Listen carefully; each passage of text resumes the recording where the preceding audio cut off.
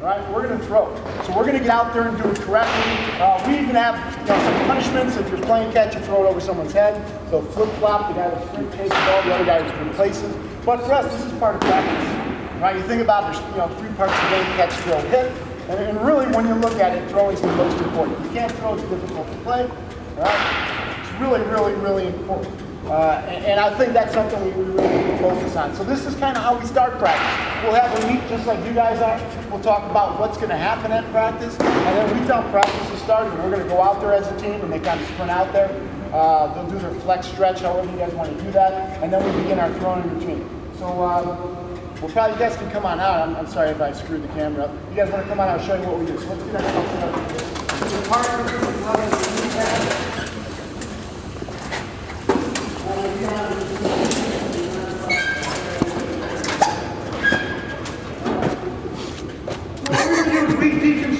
From the end, all right, so we're going to come back from the end part. Right, the end part is where we're really going to cross and flipping. All right, so what we're going to do is we're going to start with one leg on the ground. So one leg will be on the ground. We're going to get our glove. And I want to finish forward. I don't want to do basketball. The little kids will start doing basketball. Now, obviously, when they're younger, I don't mind that because I want them to get the idea. Like I do this with my son, and he's already doing this stuff. But as time has gone by, it's kind of understood. As it starts going when you have the little guys, you can really control it. Put the balls all on one side. And then you verbally say, arm up, flip. And you wait for the second, if they get away, you wait. So it comes back, arm up, flip. All right, with our older guys, you can start to watch them, get them on their own. You got multiple coaches, unfortunately sometimes you don't. Right, you can make your way through these different guys. And again, you want to finish over our front, our nose, our front, our knee. All the grips we do are 4 seams. I got a 7-year-old son, and he's got to get all those hands on the ball. That's okay. We're trying to work that 4 seams, so I'm coming across it. So I'm not throwing a 2-seamer. A 2-seamer will make it run a little bit, especially as they get older. Right? As they get stronger, they really start to get that good back, and their 2-seamer is going to run. Right? We want to keep them as straight as possible. So we'll do this. And what we usually do, and you guys can do it as coaches. All right, our captain is Trey. We'll look around, make sure we've done enough. Then what we're going to do is we're going to stay in and out and try to back up on foot. All right, so now what we're going to do is we're going to do our next thing. So now I'm going to have it, legs still on the ground. I'm going to get, this can be any way you want to do it. I can have my elbow at the target. All right, so I'm going to let them know that I'm going to get my arm up, get my arm back. I'm on this 45 here. I always tell the kids too is if you had a watch, with little kids are like, what's a watch? If you had a watch, you can see the time. So I'm going to get my 2 seams here. All right? So I don't want to be up here. I don't want to be down here. I want to be this direction here. So my elbow's here, or my glove's here. And all I'm going to say is elbow up, arm back, go. So this thing's going to come through. So this thing comes through, and then you want to finish across your front leg. So I'm going to finish across. So if you wanted the little guys, I'd say right here, I'm going to elbow up. So you get the somewhere, or you run at the target. Arm back, you want to be able to see it, freeze it, and then go. That front leg. Kids can say little kids camp. I'm talking 3rd, 4th, 5th grade, even up to. We kind of dictate. All the balls are on one side. We'll tell them elbow up, arm back, watch, go. Then this drives you forward. And I'm going to finish across my body.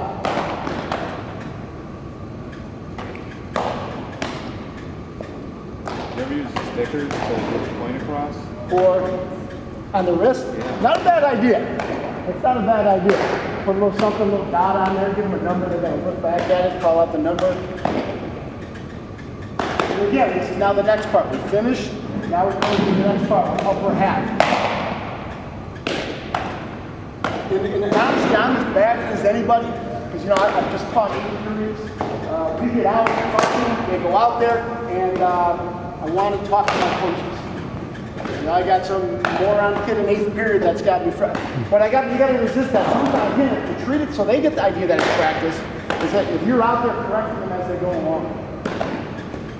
And I have that too. I've got to resist the temptation for me and my coaches to say, just talk. It's tough, because you don't have a whole lot of time. Right, our class ends we end at 3, and we start this at 3:20. All right, nothing for us is really close. I got a whistle up there. So again, now we're going to get my target. I don't care if they're here pulling. I don't care if they're down. What I want to be is an active side. then everyone will follow me.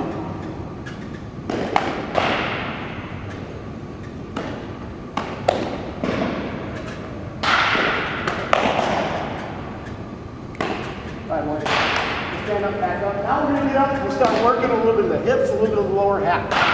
Alright? So what we're going to do is I'm going to square to the partner. Get a little bend in it. Now I'm doing the exact same thing, but now I'm not moving my feet. So I'm going to be out, so I get my hips are flexed. I grab my partner, my target, or my elbow. And I'm coming here, stopping, and I'm going to pull down and throw. So I want to be able to feel that, pull that rubber band tightly. Right? So I want to be able to get my front shoulder to my target and feel myself pulling. Alright, it's one of our starting outfits. I can tell you, the one thing he needs to work on is being more active on his front side. Sometimes his front side will open clear really good and he throws. Right, I want you watching pictures when you come on his target, and that shoulder, everything comes across, and everything's connected. So this is all we're working on, is getting that flex here, so I'm a little bit bend the knee, do a flex, pull, boom, come across that one, releasing the feet to go.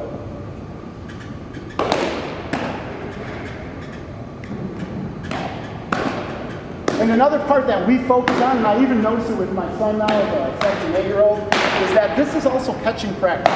So have them give a good target about chest high. My guys give a real good target, and then they're working on that. So you're working on hands, they're working on catching the ball. Keep within their body. And eventually we'll work on position-wise. So you guys have a small disadvantage. We play catch position-wise, so our infielders will play catch with infielders. When we start moving back, there's specific drills, ways that they'll play catch, things they'll do depending on their infield.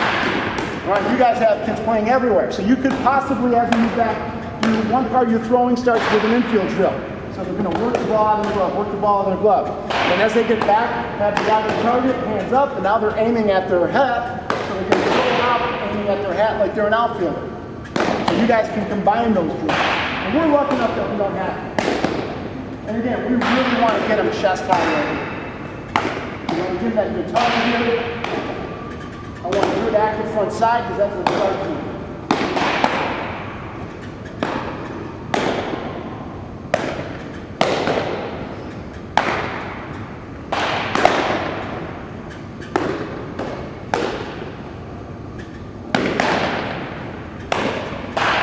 Any questions about anything right now? And again, we're working our 4 teams. Our pitchers will be playing catch with each other, so they're the group that's working on getting the grips here. So they may be working a 2-seam grip, right? They may be working a change-up grip here. So our pitchers are the only ones, and maybe you guys have a pitcher that you already know, and especially as you guys get older, you start getting older kids, teach them that 2-seam, teach them that change-up grip right away. You don't have to worry about a curveball or anything else other than that. Right? My favorite pitch I played in college as a catcher is a change-up. If you're a pitcher can throw a fastball and a change-up, you're in awesome, awesome shape. I mean, that's it. So we'll do this again to our captain, or for you guys, we'll even commands, walk, arm back, throw, boom. Walk, arm back. You guys can decide what level your kids are at, what level you're coaching at. We let our captain decide. Are we good, training? Good. All right, so now we're going to back up again. You guys can make it easy. We usually have one side with our little kids who doesn't back up. Otherwise, the kids don't get it. We may keep, like when we do our little kids camp, I remember this, the kids, one group will stay, and the only group backing up is the other group. So that way they don't have you looking like, where the heck is everybody going? That way it keeps you a little bit more control. As you get older, you really want to stretch it out, maybe have both back up. All right, so now what we're going to do is we're going to open up like we're throwing. So I'm going to have my leg here. I'm going to get my foot a little bit on an angle. So I'm not totally closed, but I'm not open. It's a little bit on an angle. Same thing, I'm going to elbow up here, and what I'm going to do is pull and throw without releasing my back foot yet. So you can still get an elbow up, or arm up, arm back, boom, across, without letting go. All right, go, boys. A little bit of a rock to this, so you get a little bit of a rock here. I put my rock back.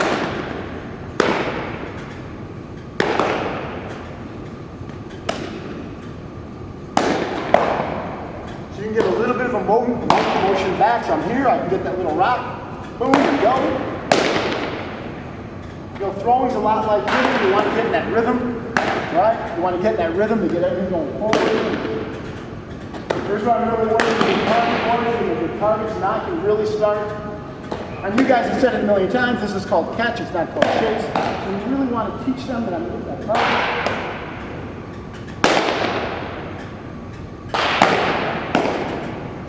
I'm not releasing the back foot yet.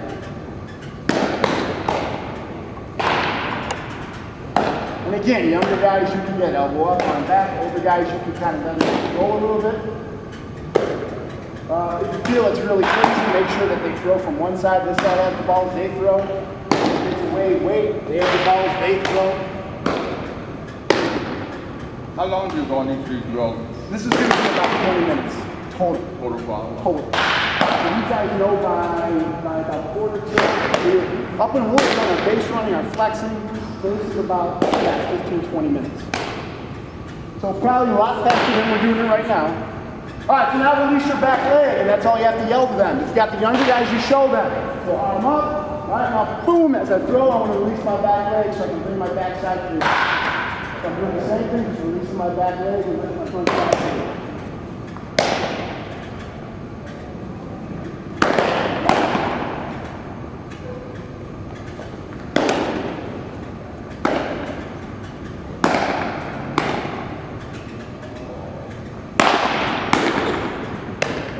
So again, give them that good target.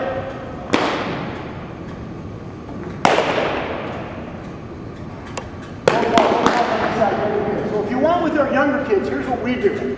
What we do is we get the balls on one side and go one at a time, so now you can coach it. Elbow up and go. Fine. Elbow up and go. This way you can watch it. Plus now you don't have to worry about that kid down there taking one in the face from some kid that lets it go wrong. Especially when they're younger. Alright? Especially as they're younger. Alright, same thing. Right? Elbow up and go. Elbow up and go. Elbow up and go. Alright, so now what we're going to do is now that we've done that for a little bit, now we're going to play catch. This is about the distance we want to be at. Alright, so what we're going to do now is let's start a little mini crow hop. My throwing foot's going to come forward. Alright, so my throwing foot comes forward, I just kind of come around, so it's a little small little step. But these are my outfielders, so they would probably, I know in their time right now, they'd be working a little bit bigger crow hop. But all you have to do is I'm righty, my right foot comes, my heel's at my target, I come around, now I just put it all together. Alright, if you're little guys, you do the same thing. I go down first. So down, we'll throw hop and go. Throw hop and go. Throw hop and go. Boom. Now I say the same thing. Mike, throw hop and go. Little step. Little step. Step. Same thing. Now they're just playing catch. Alright, so as you guys are older, like if you're a Bronco where they're starting to work change up, is that about what age are we changing it up at? We stretching. The Bronco? Alright, here's where you can teach them that two seam, right through the middle, so their hands aren't in any seam. Let them make it, see if they can make it run a little bit. Maybe change it up. Grab that little circle change is what I like. But for these little guys, just stuff it back in the back of their hands. Alright? This is where they can do all that stuff. Right? I always tell the kids there's a reason why every old guy like me can throw a knuckleball. Because as we get older and we're playing baseball leagues, what do you think I'm throwing at all my friends when we're warming up? Knuckleballs. Scoop around. We get to this distance, I'm throwing knuckleball. It's like all my friends my age, really good knuckleball pitchers. Because that's what we do during this time.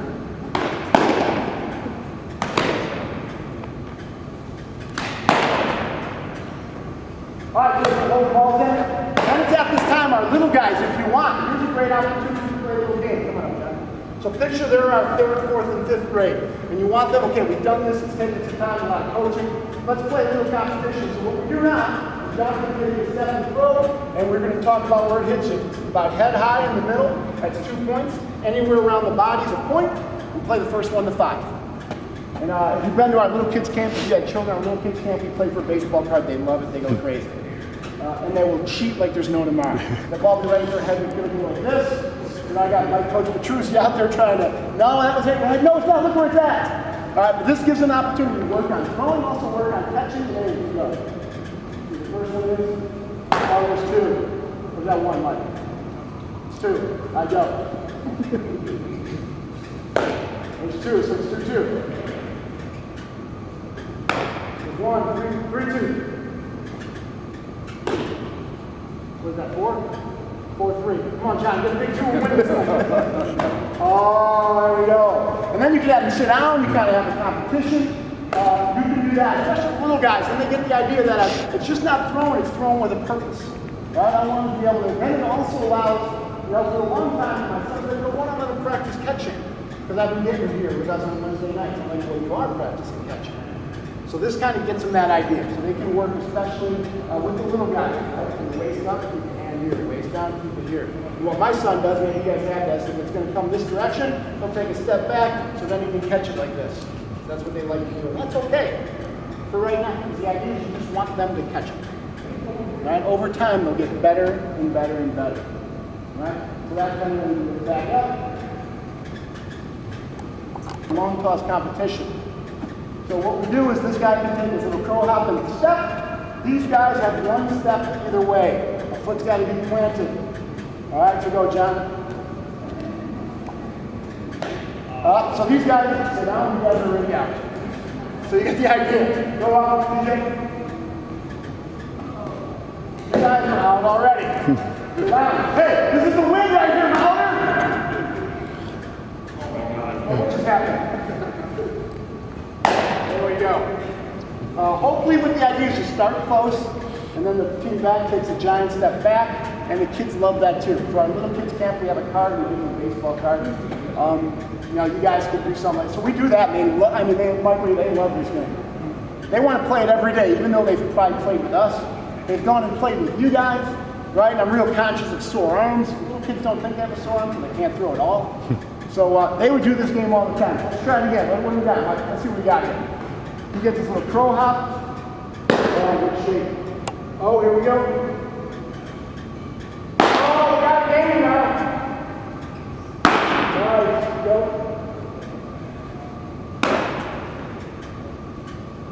Nice. All right, now back up. All right.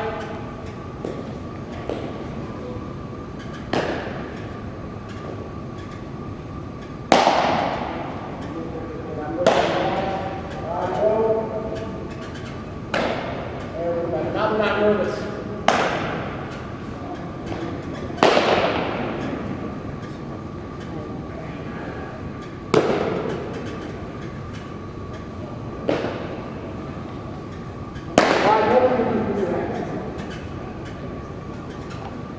You can do it with little guys.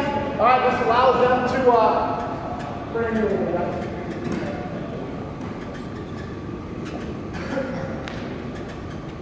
Allows them now to work on, like, we want our outfield throws to be long tosses. You're going to do two things. It's going to be a long toss. We don't want short hats. We want long toss, long hats. So here's an opportunity for them to work on, all right, hitting would be like a cutoff here, and then this guy is working on his fielding off the bounce. All right, so it's points. 2 points to hit a hat, first one to 5. And they're going to work their technique on the fielding. You can get your step back up, get your step, and try to hit the hat. First one to 5. They're going to work on their fielding and get their technique, and you can stop it. All right, go up to Jim. All right, these guys got to go. There we go. There's 2. You got to move the hat. You got to put it back.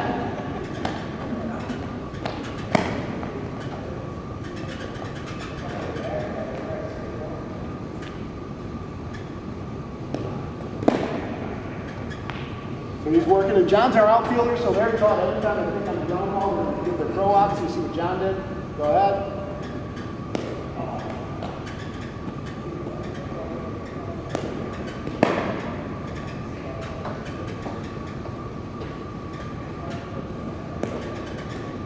All right. And of course, you guys will be closer together, especially with your little kids. As your ages, you can progress and move back. All right. Then what we'll do is we'll make it more than the trade. All right. They'll be our infielders. So we'll sometimes work out now is to work out from the front this far is to get to a spot on your under tag. So these guys will work on tags. Catch it with the tag now. All right. Do something with the tag. Boom. Roll. Now watch you work on it. And third baseman, do the tag. All right. Our outfielders are going to work on getting the cutoff. So TJ's going to throw it. What always the problem is going to give him a real look, and those are going to work to get around it. Maybe I'm going to try to move my body. If TJ throws it, I'm going to give him the target. Ball's in the air, I'm going to get myself here. So I got to I'm going to throw it. Their aim is a little bean on the top of their hat. That's where we want it to go. So you can do this too with your outfielders. So go. Now we're going to work on relay. Work on relays. These guys are working on tags. If you notice, they're not throwing 100%, right? Because now we're working on the skills that go along. You're not coming at 100%. So you throw out to the outfielders, to the target, they round it. And again, they're not heaving it. They're not heaving it.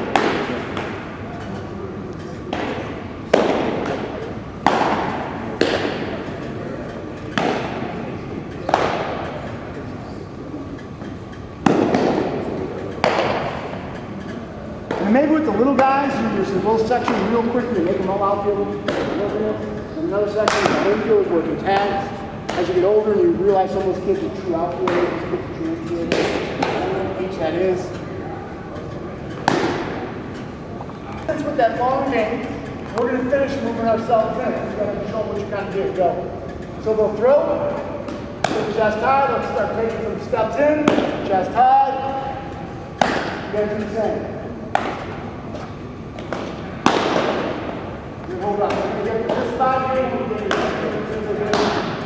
For us, sometimes we get out of school, right? We get up there as fast as we can, and our bus is here at 3:25. So if you don't have an 8th period, you stay hit, don't take some grounding. Because if you have an 8th period, they're legitimately going from a physics class, getting dressed on the bus, and when we get to a place, we're playing at 4:30. So sometimes the only time we take a ground ball is at the end of when we're playing. So what we're going to do is we're going to get that good ground ball position. Right, I'm going to bend at the knees, not at the hip, at the waist. I'm going to get my gloves in front, right? I'm going to get the gator on top, and I'm going to short hop and jump. So this is what they're working on ground. Get my hands to the ball, hand to the ball, be real soft, hand to the ball.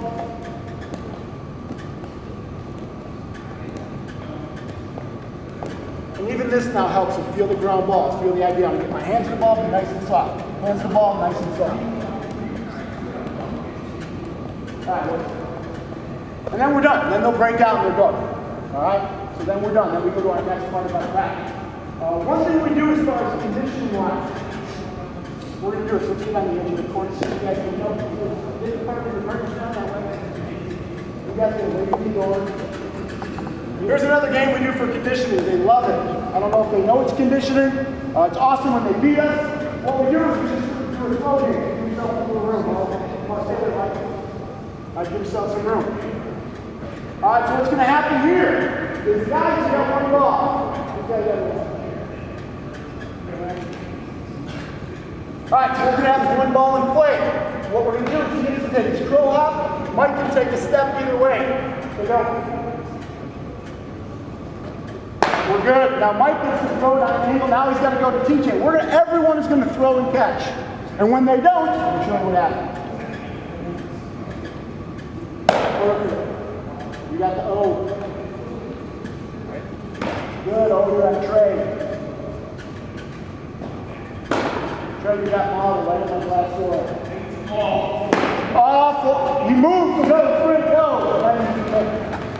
Now they'll go down and back. Like this again.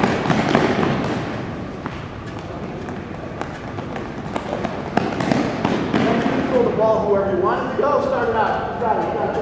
Mark for first. So with the Trey. So another way, the condition, kids hate condition. I'm a catcher, I hate condition. It is my pitching coach because he's crazy. These guys can move, the guys catching cannot.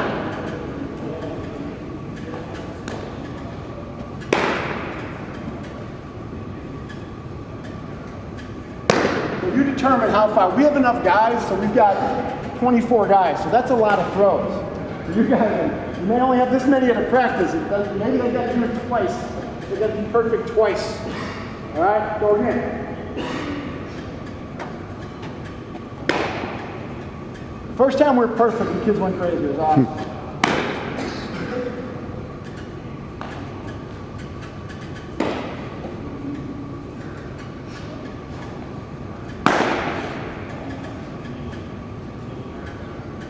All right, so come on up, guys. So those are the things that we do as we play catch, right? That's our throwing routine. If you have any questions about anything, about time, length, what you're trying to achieve, the idea what we try to do, even with our guys, we try to make it as competitive as you can, but also make it a game. Even at all ages, I think you can make it competitive. You can teach them that it's all right to compete. There's a winner and there's a loser, you go about it the right way. Right? I always tell these guys that baseball's like, all sports are like, it's a 50-50 proposition. When you go out there and play a game, you can win, you can lose. Right? Well, our goal is the process. We always talk about the process. Are we throwing it the right way? Are we picking it the right way? Are we at the right pace? Are we swinging the right way? Are we backing up bases? Are pitchers getting rolled? Talk about the process for us. When the process is right, it'll take care of itself. Doesn't mean you win all the games. All right? But when the process is right, you're going to be better implementing it. And that's the idea behind it. Especially you guys with the younger kids, right? You want them to, one, love the game, two, get better at the game. So you don't want to see that kid, without right field, just hasn't gotten any better. You want him to get better. You want him to enjoy it. You want him to have success. It's an awesome game, right? I owe everything I have to baseball. And I owe everything I have to you guys. I played Willowbrook Park youth baseball. I started when I was 6. I lied about my age. I was a big fat kid, so it was easy. And I had coaches just like you guys. I was at a coaching clinic the last 2 days. And they talk about the things that you guys have, that you have with kids. Right? A coach can affect more lives in a season than some people who do none of those things do in a lifetime. Right? So they went through a lot of the coaches and they started asking me, what's your favorite baseball memory? And I can tell you a lot of it is from their youth baseball experiences and their coaches. I remember mine. I was 6 years old. His name was Wayne Berkey. He lived on Monterey, had a ginormous backyard. We had a free party there. I don't remember anything else about the season. But we had a huge backyard, and I loved going there and playing. I was on the Tigers. They were terrible. All right, but I enjoyed it. I loved it. So sometimes you forget the connection you have with the kids and the effect that you guys have on them. With everything you do, they look up to you guys. All right? It's so important that we improve the instruction and continue to do those things. All right? Anything else? Anything else you want to talk about today about throwing lines? Anything? I don't want to get you only a half hour. You want to talk a little bit about infield at all or no? Yes. For the younger kids, you want to pick up the ball is over. But the ball is over on this side. What is real to teach them to start doing this? It depends on how young. Honestly, when they're really young, my big focus is just letting them catch it. That's how they catch it. As they get older, hopefully we try to teach them that that's what that game does, is you want to catch everything from the frame of it. So we kind of teach our kids that picture everything's a game, and that you want to get your friend 2 points. If they throw that throw over here, you want to be able to get yourself in front of it so it's in the frame of your body. But other than that, it's really, my big focus is just to let them catch it, get them to catch it. Because I can tell you that in the 4 weeks, 5 weeks that I've really had my son here, you'll see more and more that glove's coming up where it should be. And these guys can tell you, on Wednesday, he was throwing the ball against the wall and catching everything exactly how it should be. I don't know if my coach is doing it like that. Right? So he's starting to get the idea. At first, I'll be perfectly honest, I kept stopping him, and I'm like, Troy, I want you to do this. And he went home and told my wife that she had to have a serious talk with me because I just wasn't getting it. He was just a little boy, can't be perfect. And I started thinking about that. That's right, because he told my wife, he's like, I caught everyone. You know what? He was right. So he's catching everyone. Is he catching exactly how I want? No, but know what? He's no longer kind of laying it. He's not flinching. He's actually going after the ball. And you guys know that with the little kids. That's the key. Now with older kids, you make sure that they're really starting to catch them. Right? Talk about our catchers having it at the thumb at 3 o'clock and the clock. Right? You want to be able to keep that thing. Right? Very few of your tube coming down here unless it's below your waist, that's below your knee. You want to make sure you're catching everything properly, going after the ball, and being aggressive. Anything else? How about helping the kids regain control of their throwing? Right. We have last couple of years I've been with the kid. He could throw the ball through one of these walls. Yeah. When he's on, he's on. He starts losing it. How do you bring him back? It's just continually do this. We do this in varsity every time. It's all about muscle memory. In baseball, they have these guys who did studies. They did it mostly on swings, and they say it takes about 100, 200 swings to really start ingraining in muscle memory. It takes 5 bad ones to create a bad habit. So you start thinking about that. So that's why we do this technique. We have the same thing. We'll have a point in time where a kid who is absolutely dead on also the majors have it. I mean, look at Steve Sachs, guys like could throw the ball back to the pitcher. Just again, you kind of break it down back to their technique, start here so they feel what it feels like to end, get them right back here and continue to work on that. Because they're little kids, they don't have that muscle memory all the time. Yeah. Right? And they're growing. So when all of a sudden they hit a growth spurt, so what used to feel like this now is really bizarre looking, and they're way taller, they're getting bigger. So again, it's just continue with the technique. That's what we do to make sure that as they fall off, and they will, even our guys will, is that they still have something to fall back to. How long are you practicing? Our practices are really, really short. I won't say really, really short, but like we're about 2 hours. And I know there's a school of thought out there. I was at a clinic yesterday that he's got one state championship, but his practice was 4.5 hours. I couldn't do it. I couldn't do it this. I couldn't. What we do is we really try. I come from a football background. My father was a football coach, so his practice plans were like down to the minutes, and so are ours. So we're going to do a little bit fast-paced, and we're going to jump in the drill and jump in the drill. They know I don't even schedule water breaks. They get the water as we go, right? But we want to be out there and doing short little things, quick, getting in and out of drill. So I don't want them standing out. Even our batting practice. All right, we'll talk about that too. Like even your batting practice with the young kids, I recommend getting a laundry bag and honestly, you can find boatloads of wiffle balls from Dick's. And then what you can do is you get a group of 3 over here, or a group of 3 here, a group of 3 here. Never take a full field batting practice, because that's when you have kids standing around. This way you got kids that you can really, if you have 3 fathers, or if you have a couple fathers or mothers, you can work on really individual coaching. So when we'll do an individual wiffle ball always. And sometimes that's all we do. Being on away games, that might be the only batting practice they get. So our practices are anywhere from, if we start at 3:20, we're done by 5. And maybe that's not the norm. I feel like it is, talking to those coaches. Bill Seipel from Naperville Central, who won a bunch of state championships, he's in the Coaching Hall of Fame. He said, if you want to get your kids to do a lot, take away a half hour. So when he's inside, he tries to keep it to an hour and 45 minutes. He doesn't change his practice plan. He doesn't tell the kids that. What he wants to accomplish, if it was 2.5, he accomplishes an hour and 45. And he's like, you'll be amazed at how fast the kids go out. And I agree, I find the same thing. So my practice is inside. We only have this for 2 hours, so by the time they stretch through, our practices are relatively short. Right? I want to get them in, I want to get it, I want to work on a skill, and I want to go. Right? Get them away. And I'm not afraid to give them a day off, too. And I know that in high school, it's like football's every day, but I'm not afraid to get a day off. So we've just played, especially as you guys know, you start your season, it's bad weather. So we may end up playing 4 or 5 games in a row, and we're going to hit 2 on a Saturday. So I may give them that Friday off, and the kids enjoy that. That's something you have to look at. Baseball's one of those games. There's so much mentally involved, there's so much physically involved. So we'll give them days off. But our practices are relatively short. If I'm inside, it's under 2 hours. If I'm outside, it's about 2 hours. But if we get it done and it's 5 o'clock, we'll get it done. I'm lucky enough because most of my kids are upperclassmen, they can drive. Now my freshmen and sophomores have a different story. I have them start practice later. Right, so they're going to start at 3:30, 20 to 4. So they can not until they can do the last week. Plus, those kids can only get home at the 6 o'clock bus. If you let them out at 5 o'clock and running around the building, that's when bad things happen. So our sophomores and freshmen will start a little later so they can be done about 5:45 to 6, get the kids in change, get them on the bus. Anything else? How long should we work with the kids that can't do it? As long as you can. I mean, so just keep doing it. Like it's football, you don't want to hold up the whole team with an Yeah, individual. well, if you got it, yeah, but it's, for me, it's that my philosophy is that that's the kid you got to work with the most. Right. And I know it's hard, it's really hard, I'm the same way. I'm lucky enough to do that. That's not even lucky. I would prefer to keep everybody. I've got a different view. I want everyone. I want every kid. I assume all these kids eventually have married kids. I want them to have the opportunity to tell the kid I played baseball when they're coaching. I think that's a great thing. Kids want to be able to do that. I think kids, I'd love not to cut. It's just difficult because we don't play a JV schedule and you got kids sitting there and you guys know it, right? Kids who don't play usually aren't happy kids. Usually that means they're not happy parents.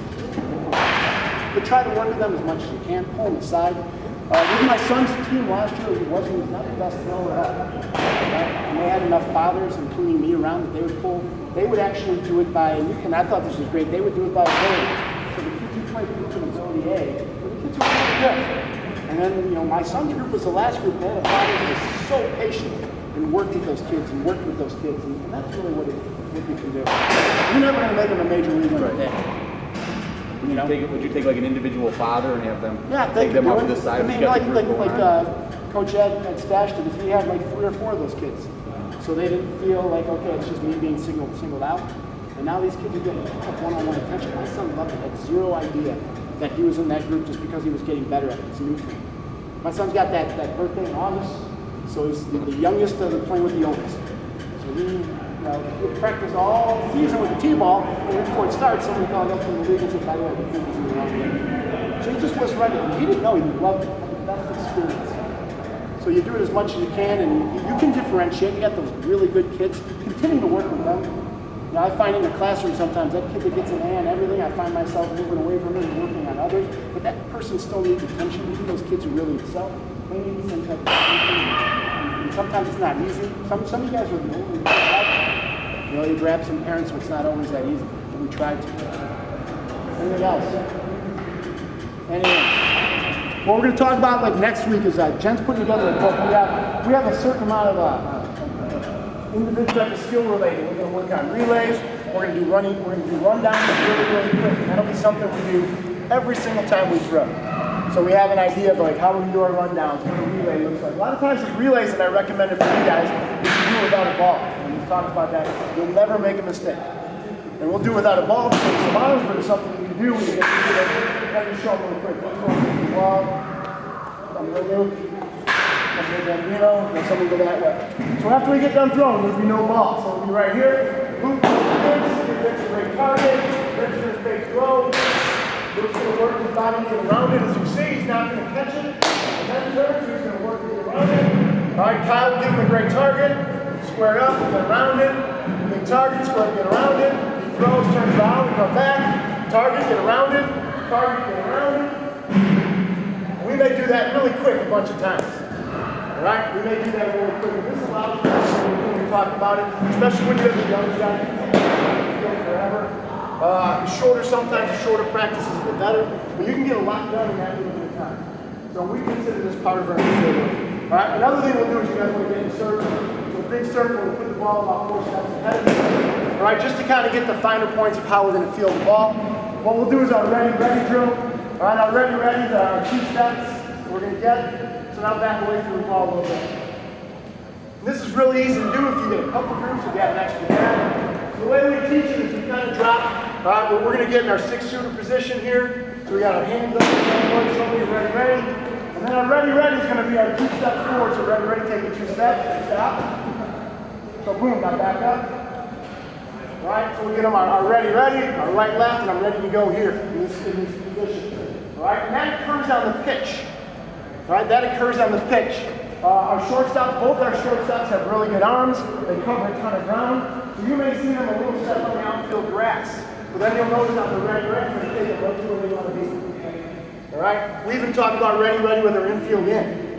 So if our infield's in on the grass, if they go ready, we're too far in already. So if our infield is about a step and a half back, our ready should take us to that spot. All right, you guys can do this over and over. Ready. Don't ask me why you say ready, just because it's 2 steps. Just ready, and this will be happening as I pitch. So the guy's pitching, ready boys, I'm pitching here, I get up, and start taking the 2 seconds. All right, you guys can do this hammer, ready. And our focus for these guys is on the bend of the knees, not my waist. All right, so I don't want to come into this direction. Here, I don't bend here. All right, again, I come from the football side here, so I want to be in a good football position. I want to be in this spot here. All right, this leg. All right, so you can do this, and then the next thing you do is you can have them approach the baseball. And again, I want the ball where it's natural. I don't want it to come across my body. I don't want it to here, because you see it turns my shoulder. As I tell these guys, if you're I tell the guys safe. All right, if you're really, really good at every ground ball, you just step on it, pick it up, throw it out. It's thrown out. Right, there's no style points. The idea behind is I don't want to drop the lunges. I want that glove in the middle. It does from the shoulder. I'm not square, so if that ball takes a bad hop, it's going to go here. So I want my glove to come where it's at. When I approach the ball, my shoulders are square. If that takes a bad hop, it's going to come to the ground or somewhere in my little circle. I can do steps away. So now what I want you guys to do is we'll go ready. We're going to approach the ball, and right there we call the second hand kicker. Right, the second hand's going to get on top here, and we're going to freeze when we get to the ball. So back up a little bit. Ready? Get the ball. And freeze. Well, you guys come on up so you can see where we're going. This direction from here to here, I don't see the ball anymore. from here to here, I want to be able to see it. All right, so we're ready, get the ball back up. We're going to get 6-shooter position, ready, 2 steps, approach the ball, then freeze. But again, bend at the leg and knee. He's my catch, right? So that's why his feet are so wide. All right? Good. Take him out. Keep the ball where it's at. We can do this again, get that position. I get my ready, bend at the knees here, flat back, I want to be hunched over. All right, so here we go again. Ready? Approach the ball. All right, good. Alright, good. And then if you want to back up again. And then what you guys are going to do, find that ball to your right. Stay where you're at, find the ball to your right. That's when you're going to approach. So they're going to ready, approach the ball, they're going to take their step, and then get right to the baseball. Alright, then you guys can do is they make their way around. So we're going to get the ball to your right, see what you're going for. Alright, come right behind here. So you're going to ready, get the baseball. Good. All right, back up, stay behind the ball, now keep going. Ready, set. Approach the baseball. All right, back up. Ready? Get the baseball. All right, now it allows them to move. So now what we're going to do is now we're going to move the other direction. Find the ball to the left. So you have the idea that they get ready. Now I'm going to move my other way. Get in that same position. Baseball this way. Put your butt up a tiny bit. There we go. All right, back up. Ready? Get to the baseball.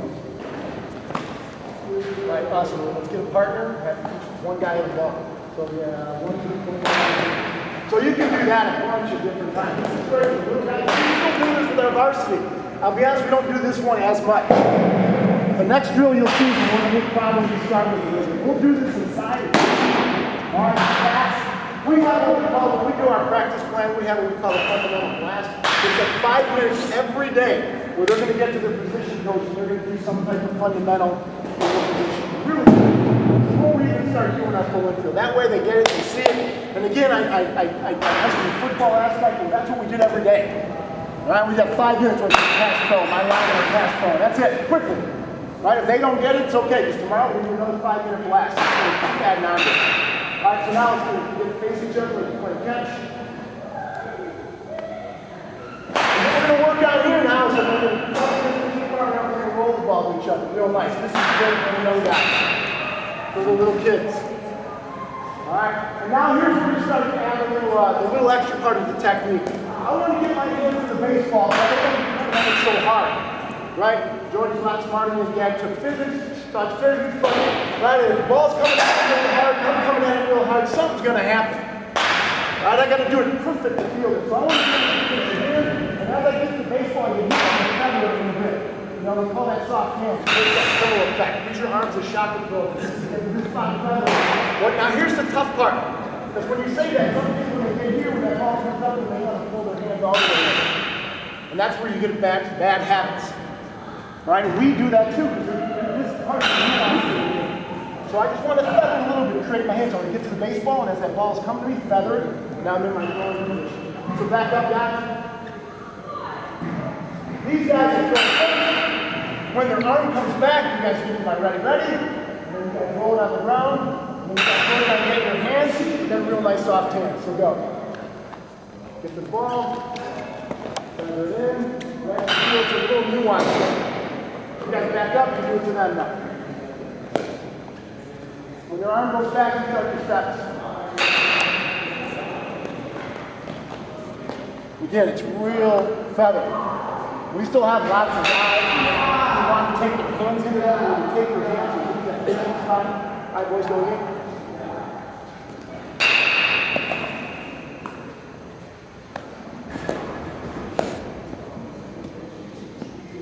All right, boys, go again.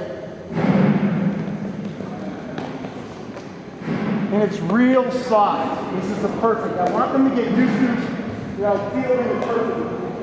And I put in that real comfortable position.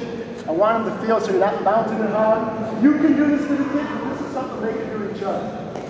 And the younger kids too. Anybody have any questions? Can you with the athletes? Do we have any younger coaches who are coaching the younger guys? Is this something we can do with these guys, right? I think they can pull this off a little bit. And if not, it's something that we can do. There's two lines. They're ready. They're one more. Right? They're on the other side. Rotate through. It's real nice and soft, especially for the young guys who are kind of afraid of the ball. I do this with my son. Every once in a while, he still has to drop to his knee. And I tell him, hey, that's not the right way. But the main thing is what you want to do. Feel the ball. Not feel the ball. Right? Technique with the ball. So every once in a while, they drop to the knee. Kind of correct them. Kind of let them go a little bit so they get the idea. Right? We want them to get used to getting the ball. Here we go again, boys. We're ready. Be nice, soft with your hands, drag the ball in. I'm ready in that position, so as I'm feeling it, my left foot is here, my right foot is back here, so I can sometimes take that kind of step. So watch how they'll present themselves in the throwing position. So they get themselves in that position. And again, I think they'll drop the square. Go ahead, boys.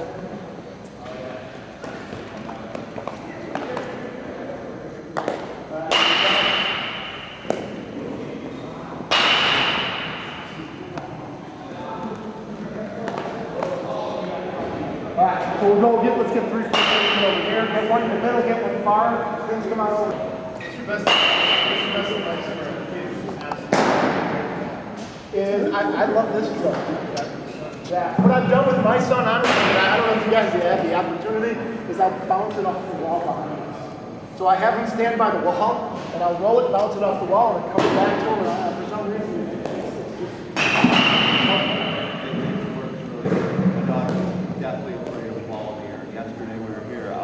bouncing off the wall. I was hammered.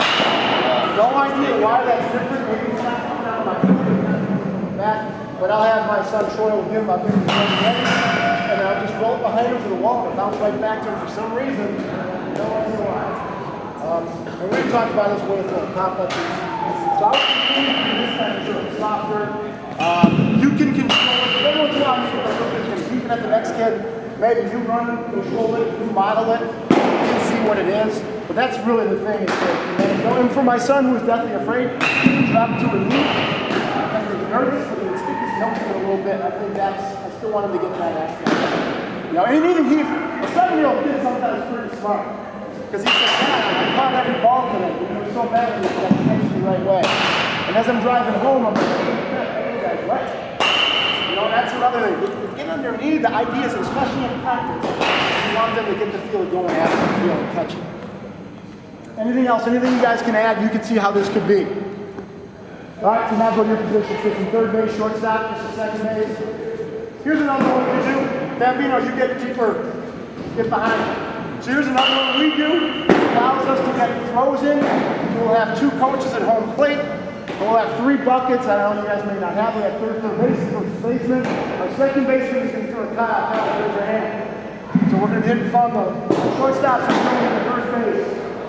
Our third base are working ahead. This might be tougher for your little guys because all their throws are going all over the net. This is where you're trying to take one in the face. But as we step up, as you get older, this is a real good throw to do. So I'm hitting a ready Luke. I hit a ground ball to Luke. You feel it. Boom, he's come across for the man. Right, so I've got a coach who's hitting to these 2 guys. And then I'm at home plate from these guys. We always hit our funnel from home plate because that's where the ball comes from.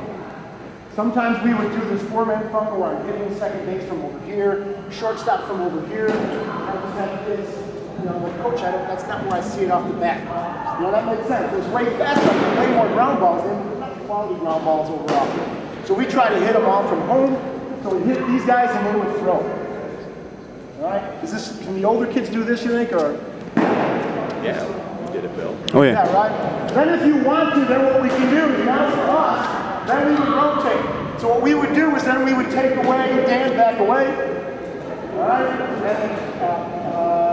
So Dan, you stay there. Kyle back away. What we'll do is we'll hit the ground balls. Our third base and second base are turning 2. Throwing it to the guy in the middle. Shortstops are throwing it to Dan. Now I'm hitting here, go, and I hit here, go turning fast. He's going to work. Throw here, I hit him the shortstop, goes, boom. He's been throwing it to here, and now we can get that in. So now we got, look at that. And then we can change again. So now we got these two guys working, throwing in the middle, our third base is throwing here. So you can make your way around if you'd like. Alright, again, alright. My other guys all back away except for Trey. And then the kids love this too. So sometimes you want to put the pressure of the game situation on. So come on down this way, here's what we do.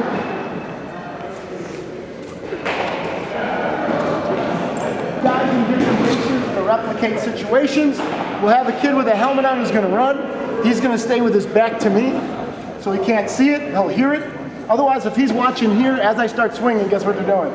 They're running. It's like, we can never turn too. Everybody's like, what the heck? So we'll have him with a helmet on, back here with his back, and then we'll just have situations where I'm just going to hit ground balls at different spots, and we're trying to run. And the idea for us, as you get older, and this is probably a drill for your older coaches, 13, 14, maybe 12, is you want them to simulate game situations. I mean, everybody is really good at fielding it and putting it in the bucket. Unfortunately, there's no part of putting it in the bucket in the game. If it was, we'd be awesome all the time. So this way we want to give them a little pressure. So this kid will be here. When they hear the crack of the bat, they take off.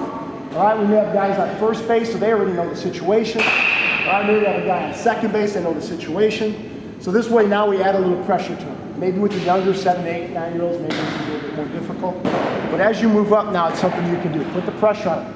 Let them feel it's like the guy's barreling down. For me, it's not even that. It's the idea that they have so much more time than they think they have.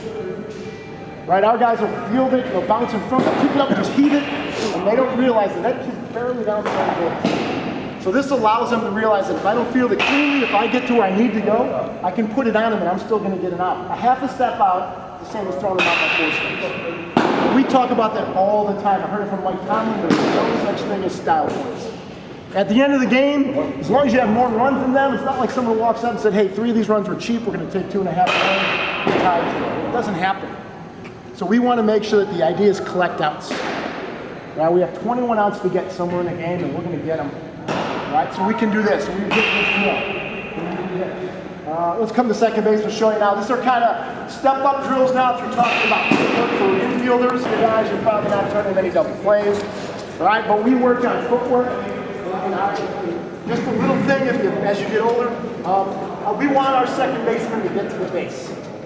All right, we want to give a target here. And what they're going to be doing is they're going to be stepping back with their throwing leg. So this is it. So I'm going to get to the base, and that Garbaz will show me a flip, get back that way. So I'm going to get here, go, and I'm going to step back and catch it, make sure I'm pushing off the base to get the force. In your league, including in our league, kids can only slide directly into the base. And I don't know about you guys, but that is our area of focus. They can't come away from the base, touch it with their hand. Their feet have to come to the base. So we'll come out here and just individually just take a bucket of balls. You guys come here, pretend like I'm a ball. And I'll even have my shortstops and second basemen do this together because they're middle infield. So I'll be on one knee and I'll flip it to them for the step back. Garbage get to the base, get to the base. When you use that base, it's hard to deflect it, but head bases that are in there. Use that as really you can push off of it. Get to the base. Bird. And just keep going. And we're lucky enough to have the catch net. So you guys can have it on air, not throw. So we come and go. Come and go. And we would be thrown into our net. Ready? Come and go. Ready? Come and go. And again, one of the things we do, and I talked about it when we throw by position. So our infielders should be, I noticed today not as much, but our position players should be working on the transfer all the time. So it's just not catching it, snapping it down. So when I'm playing catch, we play by position. These guys are playing catch. When they catch it, they should be working transfer every time. And then they can do their step and throw. You see that ball, okay, cool, work on my transfer. You'll see our catchers do a really good job every single time. Working on that. Right, and again, there's your opportunities to do tiny little things within a drill that'll get you better. All right? So then that's kind of how we take our throws here. Let me show you our overall big.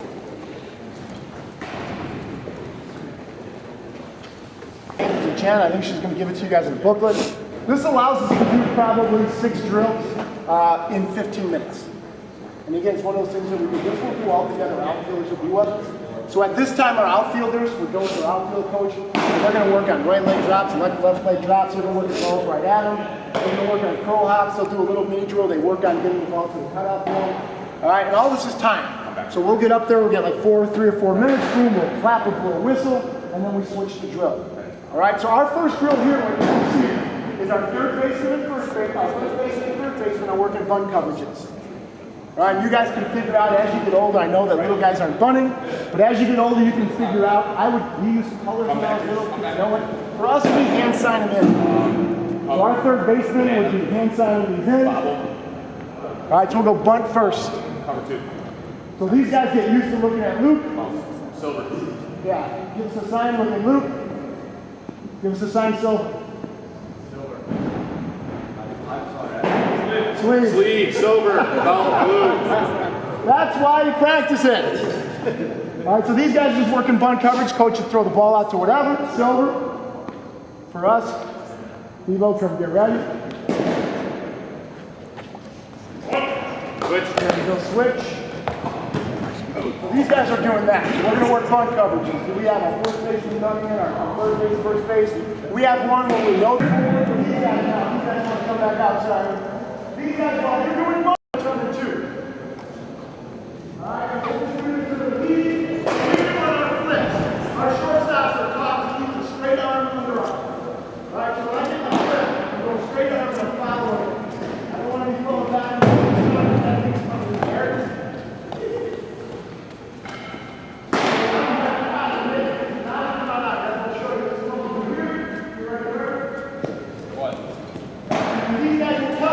Backwards and flip it, so we show them which way it should look like.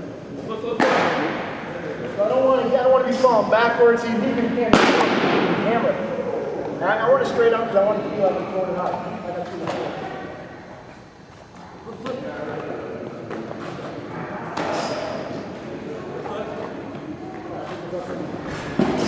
So we'll do that for about 3 or 4 minutes. Quick. All right? And then what we'll do is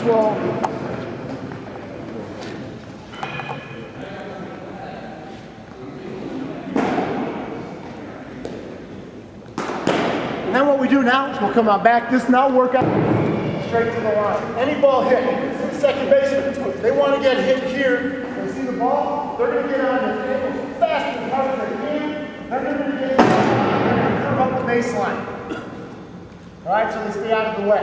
But any ball hit the right side, get there. We always tell them if you watch and think, that's going to be safe. So these guys are working on this show. Here we go, first base covered. Get an angle, ball, inside corner, then he's going to look inside. We just continually do this. All right, you guys want to watch out here? So then what I'm doing while Kurt's doing this, our outfield coach now has moved to another drill, probably opposite leg left drive. Now these guys are playing too.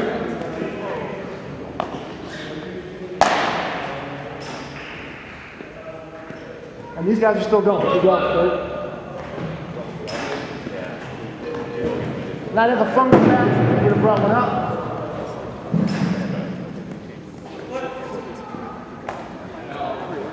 Here we go, Luke. Oh. 2-2-2.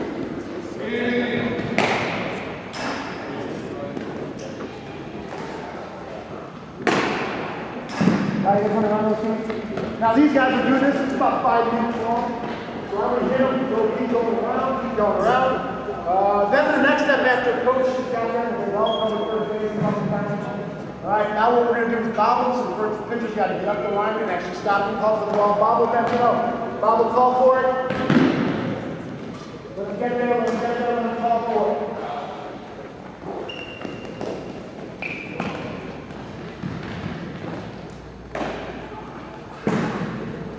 So again, it's really short and quick. I know our older guys can do this, younger guys got a chance probably. Now this is a culmination of putting all the techniques we talked about earlier and putting it together. While they're doing this, I'm still hitting double play grounders, still hitting double plays. All right, so now what we would do, after we blow the whistle again, our outfielders are probably moving to a different part of the field, they're probably working on getting the gap, maybe hitting the cutoff man.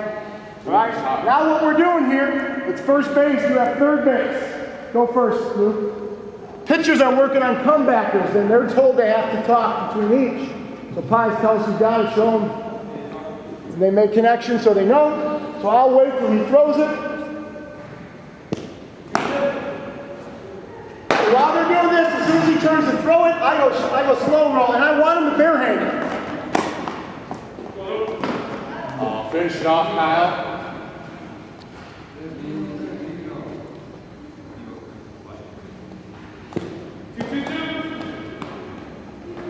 Thinking, hands straight.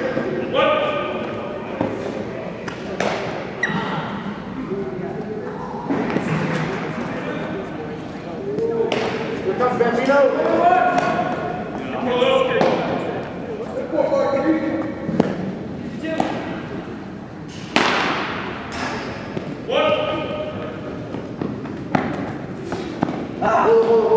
And one thing we really do, and Dan's doing it without, he hasn't really done this with us, but he's doing it correctly, is we want to fix your rear hand as well too. A lot of times when we want to do the rear hand, we turn our hand sideways. Because they want to get it ready to throw, and that's what that ball's going to go to. She's going to go nowhere. So we want to stick it straight to the ground, and all these hot, get your hand and go. And we do this in competition. I'm not going to give you this part of the drill starts out as third baseman and golf. The last drill. In our region, we won a regional 2 years ago, the first one in 40 years, in 1972. And the game ending out was an inside-out swing from this lefty. And it bounces probably 50 on our base about the run. Our third baseman comes in, and we've done this a few times. And I kid you, picks it from here, all in one motion, and then the base. And the bench went crazy because we've done it 1,000 times. So it's our third baseman's goal to get that guy. And we work on it. All right, go. Which one are we doing? Same one. Same. Double. No, you're working with.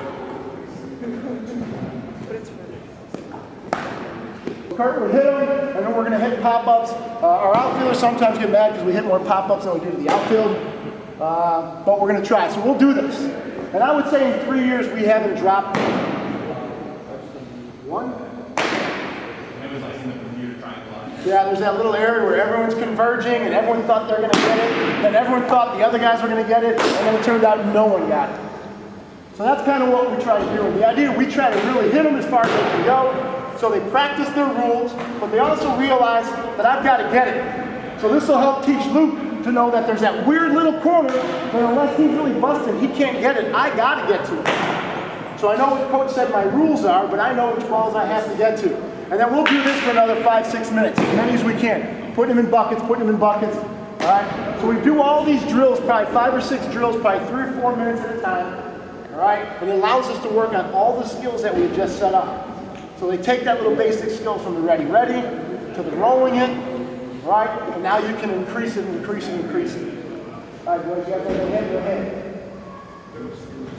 Any questions, anything you want to know, how you can put it to you guys? That's what I thought. I'd show you as much in the last 15-20 minutes. If you guys have questions, how we can adapt it for use with you guys, or if there's anything else you want to see, any other questions we have, anything you want to take a look at that you want to see to be effective for our listeners. I would say the biggie is rolling it back and forth. Let them feel it. Perfect slow. All right? You guys go ahead and run. I will back up with these guys a little bit swing. So we can talk over here. So I want to give you about a half hour or so, a little bit more of like the things that we do. Throw everything at you. Talk about what we stress as our program fundamentally. And then see how you guys can adapt to what we do. You know, we don't care about physical errors. At the time it happens, I'm probably not going to be super happy, but we don't care about physical errors, and I'm sure as you guys all coaches are the same way. Our physical errors happen. The worst part is mental error, so what we try to do is provide situations so they're always thinking. It always makes me laugh when people say on baseball, I can't watch it, it's so boring. There's so many different things going on situationally that if you're not paying attention, right? If you're not paying attention, that's what you do. We always have philosophy, I'm sure Jody knows this too, plain. The person who pays attention the least will get the next ball. And I'm sure you guys have seen that. That kid out there looking around, that ball's going to find, we always say it's the baseball guy, they find that guy somehow. It's just like when that kid makes that diving catch. to end the inning, somewhere he's going to be in the first 3 batters. I don't know how that works out either. That guy really busts his butt, makes a phenomenal catch. A lot of times, you know, right, he's leading off somehow. Always. It happens. So we kind of focus on it, but we don't really focus on the mistakes. Vic, I got a question. Go ahead. Volume-wise, for the age groups, for the kids, can you give a sense of like how much is too much for, you know, like 7 to 9, 9 to 10, like volume-wise for infield? Because I would say with the younger guys, I would stick to the ready, roll the balls back and forth. And then when you feel they're getting pretty deep, then I would put them in just one line if you only have one coach, and then I would give them ground balls and move down. If you're lucky enough to have 2 coaches, well, I would do, then maybe just go, you know, both sides a little bit. But I wouldn't go much further than that. And as they get better, I know my son's in farm, they're getting the fielding, they're not getting the throwing part, right? And maybe they just don't get that part yet. So again, someone said last week, can I differentiate? Sure you can. And I'll tell you, my son's coach, Ed Stash, did a great job. Right? Some of the kids who were a little bit advanced were on this side, some of the kids where my son was were on the other side, and they were working a different skill. These guys were working on, he was just rolling to them, and they would get it, and then they would throw it to someone as a pitcher. And then my son's group was working on just sticking their nose in it, not really throwing it. So you can do that too, but I would say, like the things we showed here, move up as you go. But I wouldn't go much further than that. You're probably not doing many pop-ups with them, but they like it. You know, maybe a tiny little pop-up game, but not a ton. I would say the little guys, honestly, if you get an hour and 10 out of those little guys, that's an awesome day. That's an awesome day. And I said last time we were here, Coach Cycle at Neighborhood Central said he likes to take 45 minutes off practice, and they've got 3 state championships under their belt. He's in the Hall of Fame. For us, we're under 2 hours. We're lucky enough, again, I talked about, you guys don't have to catch a bus, they can drive. So I don't have to worry about them running the school. We like to get in, get it done in a week, and my practice plan is detailed to the minute. Maybe too much, but again, I come from a football. I mean, I schedule water breaks, and we have all those things within the and you guys can figure out. I would say the little guys, it's really hour and 15 minutes. We get that much out of them, that's awesome. Anything else? Again, on Sundays, I can't really do much. Everything has to be driven by them, so this thing do So they're working for us. Whenever we bobble, we just go to 1. The idea is getting out. We want to get 21 outs. We don't care what happens. We always talk about not compounding a mistake with a mistake. If you make an error, don't get frustrated, make another error. You always see that kid who makes an error, bobs and picks it up, and then air mails on the tracks. Right? We try to talk about those things all the time. Like the mental aspect of the game. So we actually have meetings where we'll talk about that. We do a lot of charting, so we know we kind of have an idea. We'll have a swings that component, so we have an idea where we can pitch them, where we'll hit them. We can try to position them a little bit. You guys probably don't have to do that. But again, just let them have success. I think we were talking about little guys. Let them have success. Cards are an awesome way with young guys. You want to get baseball cards after practice, they don't do anything for you. We have competitions on this. We have tons of competitions. We still do competitions. I don't give them cards. I don't know what they're doing. But we do those types of things. Anything else? Any questions about that? Like we got we'll have fielding competitions, so we're like knockout. So we'll get them in a line, and you got to field the ball. Right? You got to throw it for the little guys. We have a guy in between here, like a pitcher, so you just got to throw it really short and just knock out. Just keep going. And you'd be surprised the kids who go. Jody and I were talking about it at one of his camps in Oak Park. They do a knockout with a catch net, where the kids come up like a fielder, and they got to throw it to the catch net. And the kid who struggled the most is making it to the knockout run, and the whole place is going crazy. You know, those are things that kids really get excited about. So we do those types of things, knockouts. We'll do throwing, where they just kind of throw, like in our throwing routines. As long as they keep catching it, they back up a step, throw it. As long as they're both catching it, back up a step. As they drop it, they have to take multiple steps. They sit down. Those guys get cards. The winner. So each of these little drills is a competition. The winners get cards. Things like that. Anything else? Do you see yourself using some of these? I know some of them are ones that step up, but we try to build on that. Build on it for you. So we roll it, working. The biggest thing I can tell you that they're not going to get, because our kids still barely get, is the idea that I'm going to feather that ball a little bit. Our younger kids are wanting to go to here to pull their hands in. Now my eyes are here, I can't see the ball. You see them get handcuffed a lot. I want to get my hands on the ball, and it's just a nuanced part. I want to be real soft. We have these little flat pancake gloves that we use, so you can't close them, and then they work on being really soft to the ball. I talked about a drill. You guys, little kids would love it. As you get them in this position here, you got those little water balloons. You guys know how you catch a water balloon. Now you're going to feather your hands because you want to steam your hands with it. So you maybe do that a little. So you get the little kids here, you're playing catch and they're feathering their hands. They can step back, and eventually, hopefully, they all get wet and then with water balloons for that time. It teaches them that little soft hands aspect. Raw eggs works too. There you go, but I'm not cleaning that. That was my first choice. Then I started thinking raw eggs, field house. I need to have a job. But that's not a bad one for the little kids. Would love that too. As you guys know, sometimes the little ones never break. Those balloons. So raw eggs are pretty cool too. It really is. And those are ways they can just work on being soft. Remember anything you guys did at all? We did those water balloon drills. We did the raw egg drills. Just the main thing is the margin for error. The idea of getting it out front and not feeling it here. Feeling it here, you got no margin for error. Feeling it out here, if there's a bounce or anything like that, especially if that top hand is kind of guiding things, you've got the ability to get it out of the way. For the kids that are really scared of the ball, the idea that that top hand is kind of up here to protect the face really gives the kid kind of the freedom to field the ball. And another one, and you see how kids do it too, you'll see them do it. When they get to the ready, they turn their gloves here. As Jody said, margin here. This ball's going to have to hit me perfectly. What's going to happen? So we even get to film it and show them. We show them what we have to do is now they got to just dip your wrist a little bit. So now I give more surface area. And as Jody said, now I've got a bigger margin of error. This ball can hit me here, here, and here. All right, I'm still going to get it. When my ball's flat, my glove is perfectly at me. That ball's got to fit in there perfect. All right, I've got to field it perfectly. Otherwise, I'm not.